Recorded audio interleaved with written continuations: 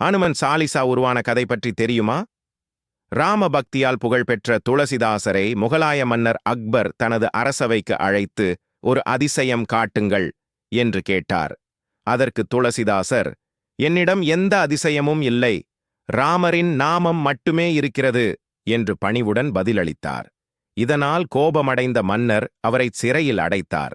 சிறையில் இருந்தபோதும் துளசிதாசர் கலங்காமல் அனுமனை மனதார வேண்டி அனுமனின் பெருமைகளை விளக்கும் 40 வரிகளை பாடினார். அதுவே இன்று நாம் அறிந்த அனுமன் சாலிசா. அந்த பாடல் முழுமை அடைந்தவுடன் ஆயிரக்கணக்கான குரங்குகள் அரண்மனையைச் சூழ்ந்து கலவரம் செய்ய ஆரம்பித்தன. வீரர்களால் அவற்றை கட்டுப்படுத்த முடியாத நிலை ஏற்பட்டது. அப்போதுதான் மன்னர் இது துளசிதாசரை அவமதித்ததின் விளைவு என்று உணர்ந்து உடனே அவரை விடுதலை செய்து மன்னிப்பு கேட்டார்.